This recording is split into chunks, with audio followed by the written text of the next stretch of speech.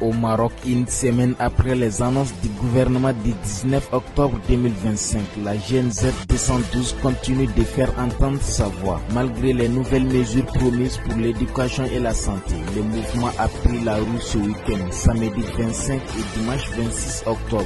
La mobilisation reste modeste, une petite centaine de manifestations place Maréchal en plein centre de Casablanca, mais la détermination, elle, ne faiblit pas. Le gouvernement avait annoncé une enveloppe de 13 milliards d'euros pour 2026 destinée à renforcer deux secteurs clés, l'éducation et la santé. Cœur des revendications de la GNZ 212. Et désormais, une nouvelle priorité s'impose, la libération des détenus arrêtés depuis le début du mouvement. Selon l'Association marocaine des droits humains, plus de 1000 personnes sont encore derrière les barreaux. Sur les banderoles, les noms s'affichent, symbole d'une jeunesse décidée à ne pas se taire. Même s'ils sont peu nombreux, les membres de la GNZ 212 promettent de rester mobilisés. Un petit groupe, mais ultra déterminé à poursuivre son combat.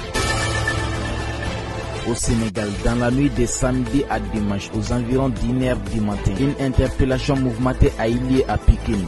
Les éléments de la brigade de recherche du commissariat d'arrondissement effectuaient leur patrouille habituelle lorsqu'ils ont surpris un groupe d'individus dans le secteur connu sous le nom de coin des tatoueurs. À leur approche, le groupe se disperse, mais l'un des ex-tatoueurs âgé de 26 ans est arrêté. Sur les lieux, les policiers découvrent 6 cornets de chanvre indien. C'est alors qu'un militaire, le caporal-chef, 29 ans, en service au 1er bataillon, intervient pour demander la clémence des forces de l'ordre en faveur du tatoueur, son voisin. Mais la situation dégénère, altercation, échange de coups, et le militaire finit lui aussi interpellé pour entrave à l'action de la justice. Conduit au poste, le tatoueur nie toute détention de chanvre indien, tandis que le caporal-chef affirme avoir été victime de violences policières.